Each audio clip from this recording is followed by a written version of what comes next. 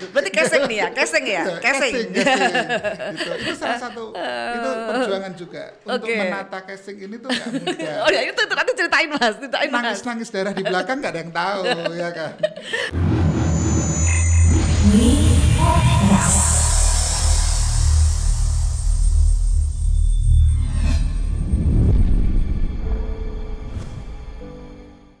Halo, kita ketemu baru sekali di podcast Me Podcast bersama Retno Wulandari. Dan podcast kali ini bukan sembarang podcast tapi kita bakal ngupas dari salah satu segala angle bakal saya tarik ke perspektif bisnis. Dan siang hari ini saya bakalan ditemenin dengan tamu istimewa, ganteng, kece pasti, keren, ya kan, karena edisi perdana semuanya harus serba istimewa. Nah, siapakah beliau? Beliau adalah sahabat saya. Sahabat saya, kirain seumuran padahal masih di bawah saya banyak loh. Banyak seumurannya masih yang masuk milenial. Tapi jangan sembarangan karena beliau saat ini sudah menjabat sebagai Direktur Rosin Group. Mungkin udah banyak yang dengar nama beliau, Bapak Adi Rosanto, tapi belum tahu kan kalau saya ngulik yang seputaran kalian pasti belum pernah dengar dan hanya ada di Me Podcast. Selamat siang Mas Adi. Selamat siang Bu Retno. Kita gak usah pakai masker, Okay. tapi kita tadi pakai masker, ya kan? Jadi jangan dibully ya, kita pakai masker, tapi sekarang nggak pakai masker karena buat siaran. Aku tadi pakai masker juga loh ya, di sini boleh nggak Oke, Mas Adi, apa kabar? Baik Bu Retno. Sehat ya? Sehat. Kita mau seru-seruan. Ya kalau selama ini kan orang lihat Mas Adi kayak yang aduh anteng banget gitu. Padahal sebenarnya Mas Adi bisa seru banget. Nanti kita akan buktiin ya seseru apa Mas Adi hari ini. Mas, kita pakai judul karena ini masih situasi pandemi dan yang relevan adalah bagaimana cara menavigasi bisnis di tengah pandemi. Sesuai dengan temanya karena Mas Adi juga pegang yang namanya Rosin. Rosin itu kan grup ya Mas ya. Sekarang lini bisnisnya banyak. Mas Adi bisa cerita Rosin itu awalnya bagaimana sampai tumbuh menjadi banyak banget lini bisnis yang saat ini ditangani. Ya, terima kasih waktunya. Jadi kalau Rosin Group ini mungkin banyak yang belum dengar ya. Mungkin orang dengarnya mungkin Rosalia Indah Group. Jadi Rosalia Indah Group itu dari founding father kita, Pak Ibu Suroso, untuk memulainya dari transportasi. Kemudian setelah mulai transportasi kita melakukan diversiasi. Awalnya transportasi ya. Bus, Oke. Jadi memang beliau dulu memang fokusnya di bus, terus kemudian happy untuk melihat waktu lebaran penumpang datang, terus kemudian bisa melayani semuanya, sehingga untuk lebaran benar-benar kita harus all out di situ, nambah orang, nambah karyawan untuk melayani lebaran. Setelah selesai kan sudah mulai stabil nih, ya, jadi udah mulai stabil, terus kemudian orangnya mau diapain ini ya, kemarin baru-baru masuk ini, akhirnya kita membuat usaha yang pendukungnya. Jadi kita Rosin Group ini salah satu bagiannya itu adalah divisi untuk pengembangan. Jadi untuk base yang saat itu ini karena kondisinya sudah mulai stabil, base ekonomi kita jadikan untuk gabung dengan kargo pengiriman. Jadi jangan satu sama kargo. Ya, namanya Rosalia Express. Terus tumbuh bisnis baru setelah bis. Setelah bus. Masuk ke Rosalia Express kargo. Ya. Terus kemudian yang sambil jalannya waktu lagi ada bis yang VIP dan eksekutif kita larikan ke tour and travel sehingga kita ada Rosin Tour and Travel. Gitu. Nah, kemudian sambil berjalan lagi itu kita setiap penumpang, setiap bus itu ada aturannya 4 jam sekali harus istirahat. Nah, dari Surabaya Solo kita siapkan istirahat di Caruban dan Ngawi. Kita buat rumah makan di sana. Nanti kalau lu sampai hilir. Solo Jakarta kita punya di Subang. Terus Jakarta juga ada, Sumatera kita untuk ke Palembang ada di Wahalim. Sehingga itu usaha selanjutnya kita membuat Rosin Resto. Masih ada lagi Rosin Laundry. Rosin Laundry karena awalnya memang penuh bus itu ada gordennya, ada selimutnya. Bayangin aja waktu saya pulang dari kuliah nih gitu ke kantor itu saya pikir di kantor punya kolam renang. Ternyata Itu untuk mencuci selimut ya kan. Itu bayangin aja itu 3 bak itu setinggi sekitar 1 meter, 3 bak itu isinya untuk nyuci sabunnya, untuk bilasnya, untuk mengeringkan.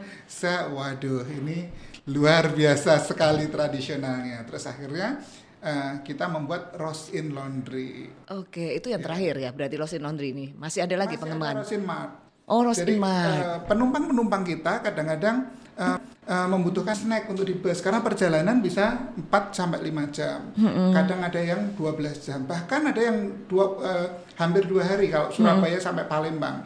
Maka dari itu kita siapkan di beberapa kantor kita Rose in Mart. Jadi itu isinya oleh-oleh yang di daerah situ dengan oleh-oleh yang dari Solo. Oke. Sehingga orang kalau punya waktu mepet bisa belanja di Rose in Mart. Aduh, ya ampun, udah banyak lini bisnisnya. Itu awalnya nih Mas Adi nih, dulu kan Bapak itu hebat banget ya Pak Roso itu ya. Awalnya membuat bisnis transportasi itu tahun berapa? Dan apa yang bisa melakukan apa istilahnya calling ya, semacam panggilan dalam tanda kutip untuk bisa passionate banget di bisnis transportasi ini. Pak Roso dulu bagaimana awalnya? Ikut transportasi lain saat itu PO Timbul Jaya kalau nggak salah, Timbul Jaya. Terus kemudian beliau jadi kondektur.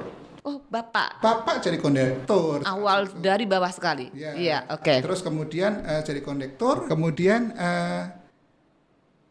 menikah dengan ibu. Dengan harapan dari kakek itu kalau memang mau menikah ya di satu tempat aja. Akhirnya beliau membuat agen di Palur saat itu. Akhirnya kita berdomisili di Palur, kita membuat usaha di situ. Tahun berapa itu Mas Adi? Sebelum tahun 91. Sebelum tahun 91 mengawali bisnis di transportasi itu. Jadi punya keagenan dari itu Timbul Jaya di sebelum tahun 91. Itu saya SMA ya. SMA udah dengar nama Rosalia ini. Jadi 91 itu Mas Adi umur berapa waktu itu? Saya umur 9 tahun. Masih 9 tahun Masih dan melihat Bapak ini kan berarti generasi pertama ya, Mas Adi generasi kedua. Nah, apa sih Mas dari kerja keras Pak Roso ini yang bisa diambil dari Mas Adi saat ini? Filosofi mungkin, prinsip-prinsip dalam bekerja mungkin, atau bahkan humanity-nya yang bisa diambil dan menjadi nilai-nilai Mas Adi di dalam menjalankan saat ini. Ya, kalau beliau ini karena sangat menguasai sekali dan usaha yang ada digelutin di situ, sehingga pas posisi sambil berjalannya waktu akhirnya berdiri sendiri Rosalia Indah di tahun 91. Beliau mengikuti awal benar-benar penumpang itu kalau memang datang ke kota Solo itu biasanya sampainya jam 2 malam. Padahal kondisinya jam 2 malam itu transportasi lokal belum datang. Sehingga beliau mengantarkan ke rumah-rumah pakai R300 atau bahkan sampai ke Madiun, ke Malang. Akhirnya lah muncul Rosalia. Muncul saat itu mulai di satu bus dan beberapa travel untuk delivery, untuk mengantarkan. Nah di situ saya berharap kalau saya ingin mempunyai usaha atau bisa melakukan ya passion saya harus masuk dulu. Saya harus mencintai pekerjaan saya, terus kemudian juga tahu setiap bagiannya apa. Detail ya Bapak ya? Detail sekali. Saat beliau tahu secara detail itu tidak harus ke kantor, insting itu sudah langsung keluar. Iya, intuisi ya Mas ya. Jadi kayak gini, kerasa sih nggak sih Mas ketika kita bekerja dengan cinta, ketika kita begitu menguasai semua aspek apa yang jadi tanggung jawab kita, itu ternyata kalau kita tuh ada sesuatu yang nggak sesuai, itu kayak yang diingetkan atau yang tiba-tiba kok yang nemu kita gitu loh, bener nggak? Kalau kita pas ada sesuatu yang ini nggak beres nih, itu kayak intuisinya tuh udah langsung main begitu ya. Oke, itu juga dialamin sama Mas Adi saat ini? Sering. Jadi karena kita memang sudah di situ, sudah kita berkecimpung setiap hari, kita lama-lama bisa mengetahui, oh ini nanti arahnya kemana. Gitu. Ya itu tidak bisa langsung keluar aja. Tapi harus jam terbang ya, harus masuk. Ya, harus masuk sekali. Harus dan masuk bisa, sekali. Kan kalau kita sudah dapat sekali, kita nggak boleh langsung ngobrol itu langsung, harus gini, enggak gitu. Kita harus jaga itu.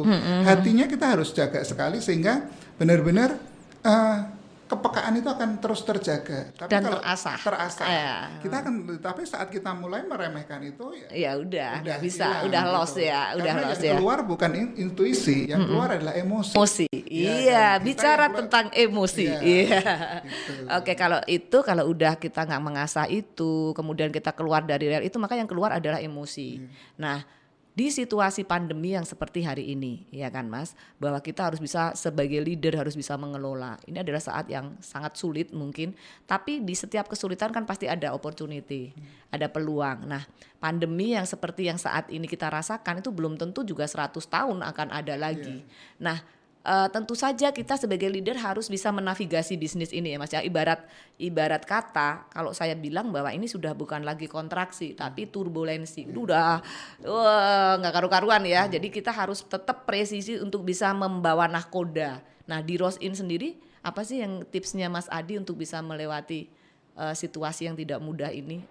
Dimulai dari mana dulu kita, terus perasaan kita bagaimana mengelola, walaupun turun naik gak karu-karuan ya, sesuai dengan dinamika COVID ini sendiri gitu. Silakan Mas Adi. Kalau saya ini setelah sekarang ya, setelah sudah mulai sadar nih, setelah mulai sadar. Kalau kemarin sudah jatuh bangun seperti itu, sekarang sudah sadar bahwa ini COVID membawa berkah yang luar biasa untuk kita semua, dan mungkin tidak hanya kita, untuk Indonesia. Untuk mulai bisa bersaing dengan internasional. Karena polanya sudah berbeda. Gitu. Waktu pertama itu saya jalanin waktu usaha pertama, saya pikir usaha saya sudah mapan nih, sudah lancar, sudah baik. Bahkan saya ingin membuat kantor itu benar-benar kantor yang mewah 3 lantai. Ya kita harus sudah mulai saatnya nih kita ini. Tetapi ternyata itu ekspansi ternyata itu emosi, bukan intuisi. Nah, waktu COVID ini bukan keputusan yang sepenuhnya rasional ya kan. Gitu. Ternyata Tuhan kasih rencana ini untuk membuat saya tahu lingkungan saya dulu. Tim saya bagaimana. Bulan pertama keputusan yang ekstrim saya lakukan itu adalah work from home. Silahkan libur, pulang kerjakan di rumah. Saya gaji. Ya kan, yang apa yang mestinya kamu terima saya diberikan gitu. Asal bisa membuat laporan via email atau via WA setiap hari. Sampai mobil saya cukup shock karena sekretaris saya bilang, yakin Pak, Bapak mau terima lagi email sebanyak 200 orang. Saya kaget kalau ternyata karyawan saya yang grup, yang kantor pusatnya aja sudah 200 gitu.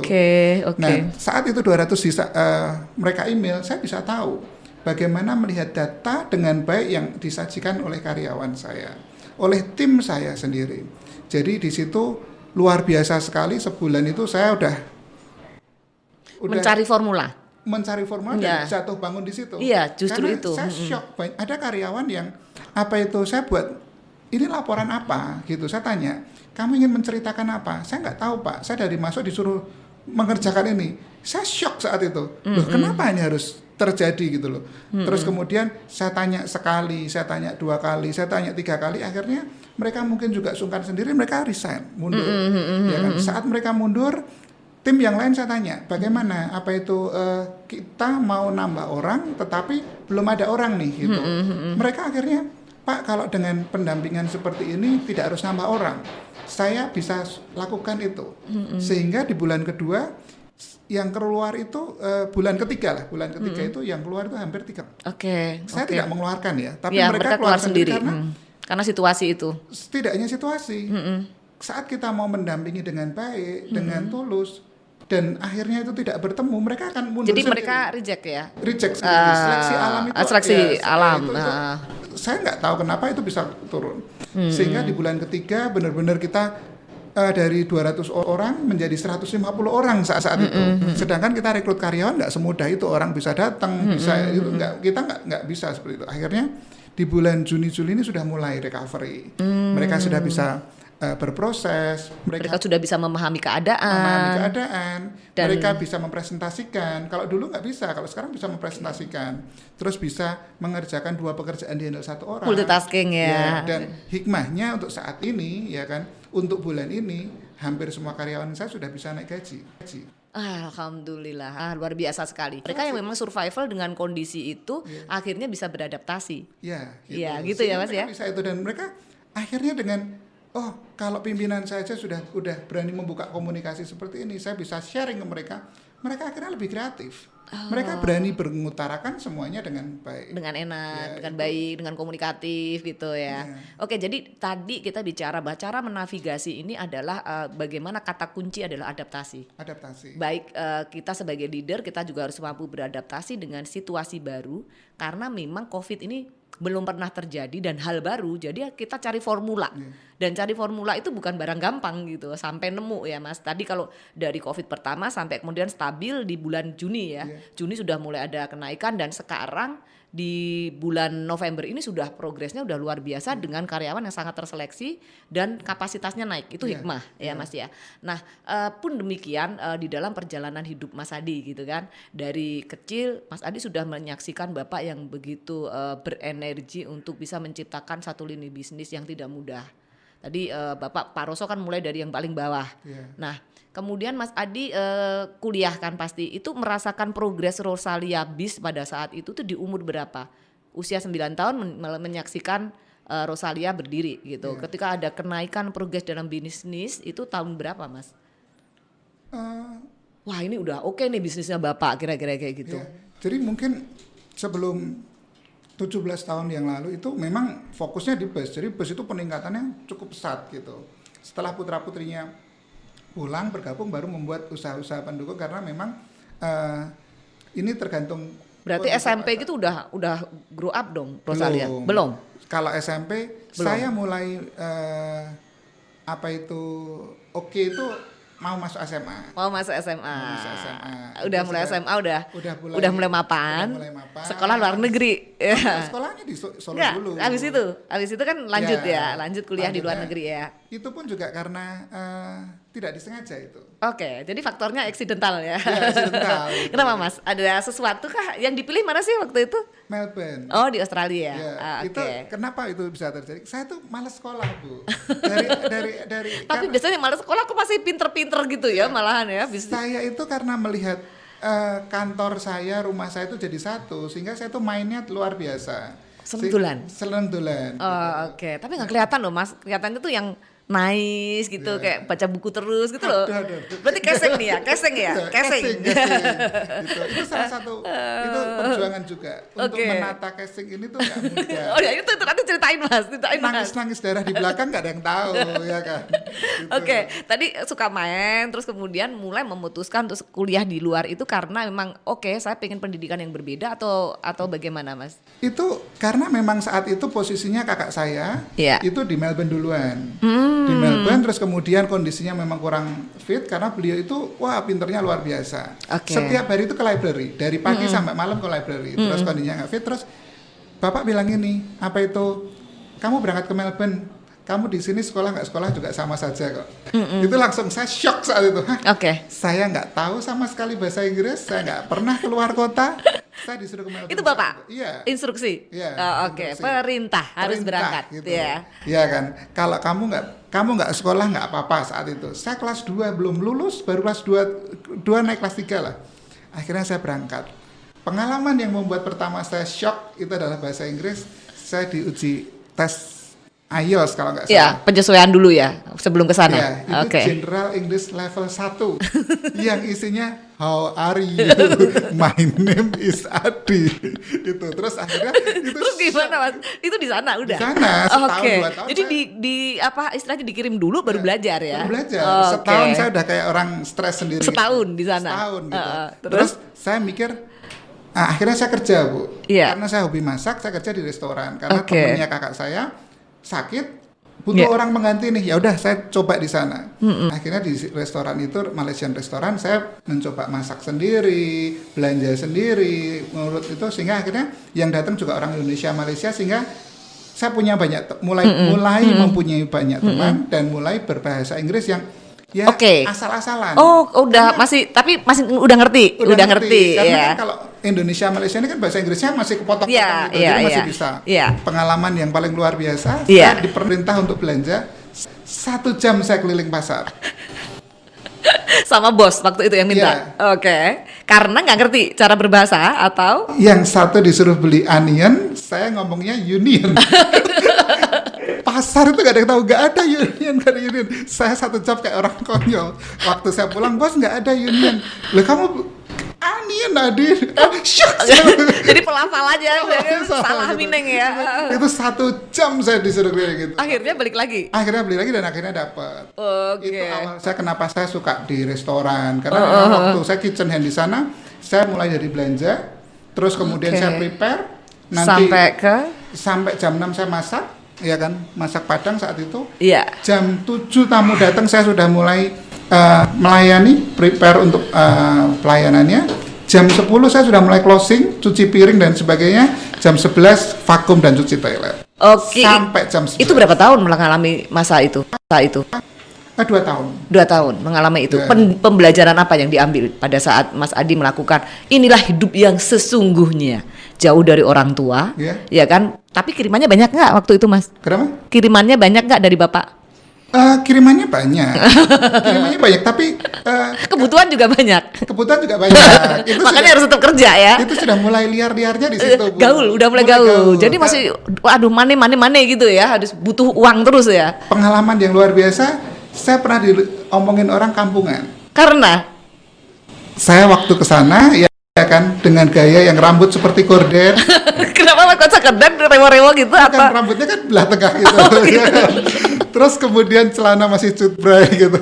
Sehingga akhirnya walaupun mampu tapi apa itu kampungannya dapat orang dari daerah nih gitu. Orang daerah banget gitu. Jadi kalau orang nyindir itu di map ada nggak sih gitu kan? Itu udah benar-benar membuat terpukul. Ya, hampir nggak ada temannya teman kerja aja. Terus lama-lama kita mulai nih berdandan, bersolek makeover dong. Belum musim makeover udah makeover nih. Terus gimana? Apa yang dilakukan? Mulai ya potong rambut, ngecat rambut, gitu. Terus kemudian mulai banyak teman, banyak teman.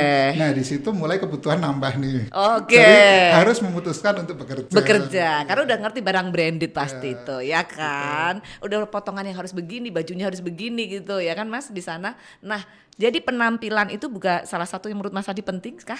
Oh penting sekali. Penting sekali. Saya bisa sampai seperti ini ya saya harus mengcover diri saya walaupun ya tadi saya sampaikan di rumah nangis-nangis darah, mau stres, mau apa, mau dimarahin, walaupun di ruangan dihajar habis-habisan, dimarahin habis-habisan, keluar ruangan tetap senyum.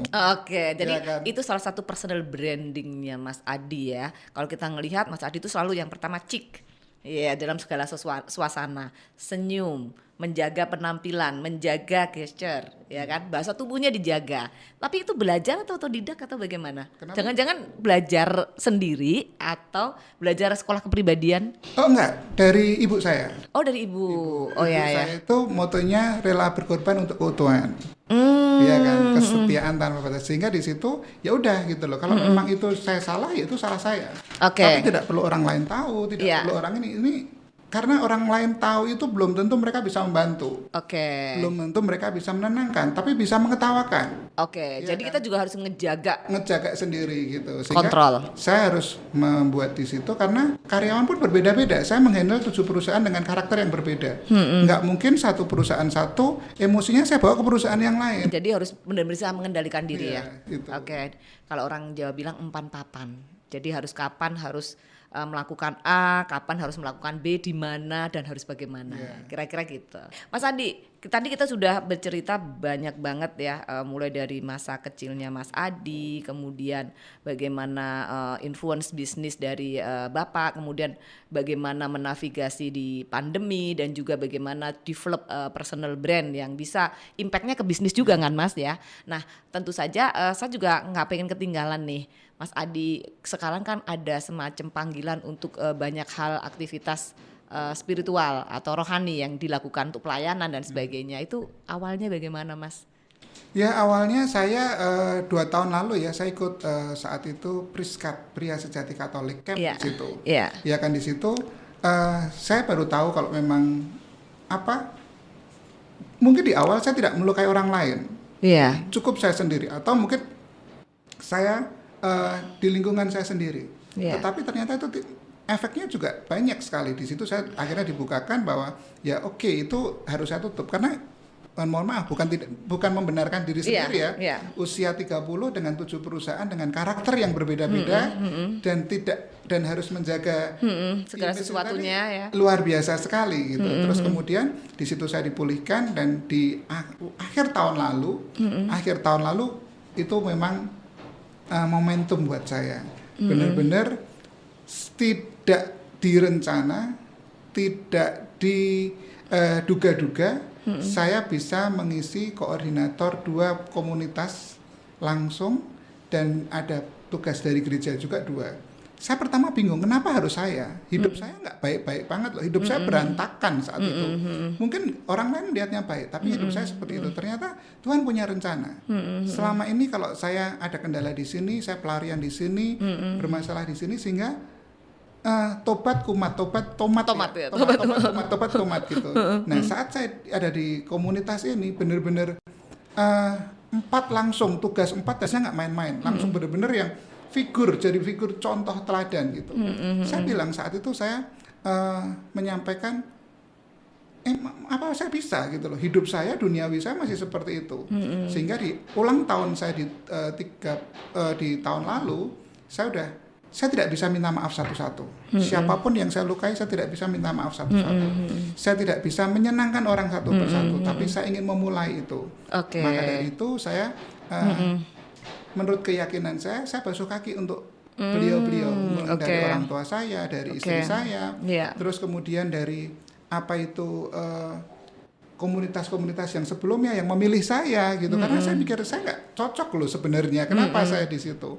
Terus habis itu saya basuh kaki itu karyawan saya juga saya itu, karena mungkin saya melukai orang lain yang saya mungkin juga awalnya tidak tahu, ya kan, tapi tidak disadari gitu ya Mas ya. Setelah saya dari situ lakuin, puji Tuhan setahun ini benar-benar semuanya bisa berjalan dengan baik. Saya benar-benar bahkan WA gambar-gambar nggak jelas pun ya dulu tuh masih lihat. Udah nggak ada interest ke sana. Udah dulu masih ada keinginan gitu. Sekarang itu kayak udah, dan Tuhan kasih gantinya dengan pelayanan saya. Tuhan kirimkan orang yang berbeda-beda, orang yang banyak masalah, orang yang mungkin seperti saya dulu luka batin yang harus saya dampingin untuk di situ, dan saat saya bisa menjadi berkat buat mereka luar biasa sekali.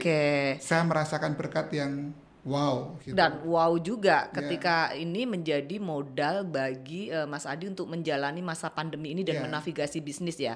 Karena saat saya waktu di karyawan, saya nggak suka, saya geser, pecat, pindah dan sebagainya. Saat di sini saya sudah mulai, ternyata background dia tidak di situ. Ya kan? Kita carikan tempat yang pas. Yang tepat buat mereka. Saat tempatnya mereka pas, mungkin mereka akan optimal.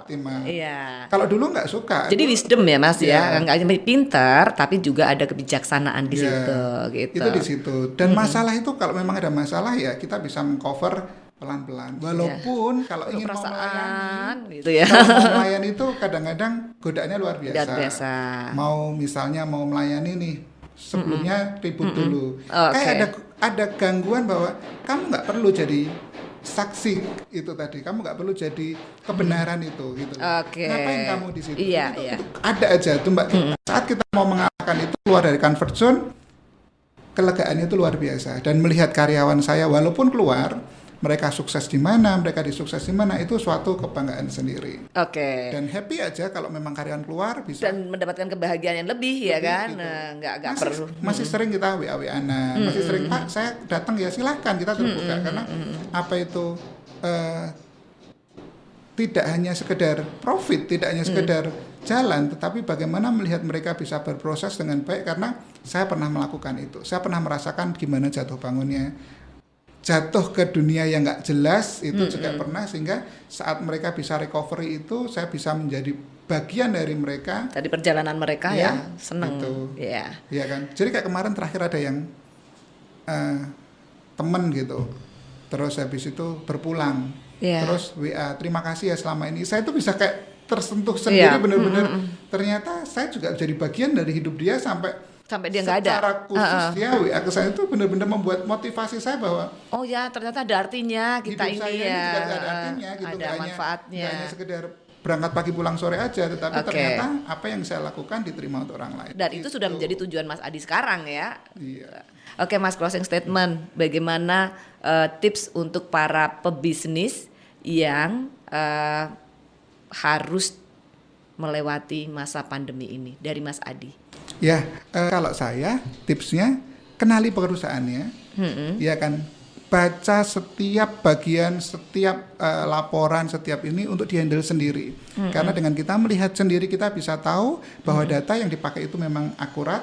Kemudian data kita bisa mengambil keputusan yang tepat. Ya. Kalau kita tidak melihat itu dengan sendirinya, kita kadang-kadang nunggu laporan, opini orang berbeda-beda. Ya. Tapi saat kita mengetahui sendiri dan kita bisa mengambil action, actionnya akan lebih cepat, lebih efektif dan lebih efisien. Oke. Dan karena di kondisi COVID seperti ini, setiap hari mungkin ada perubahan. Oke, dinamika perubahannya harus dicatat juga. Yeah. Baik, sahabat Me Podcast, sampai di sini dulu bincang saya dengan Mas Adi. Banyak banget yang sudah kita kupas dan tadi sudah dikasih tips juga bagaimana kita bertahan untuk menavigasi bisnis di tengah pandemi. Pertumbuhan Rosin bisa menjadi contoh dan inspirasi sahabat Me Podcast. Sampai bertemu, saya Retno Wulandari pamit mundur. Bye.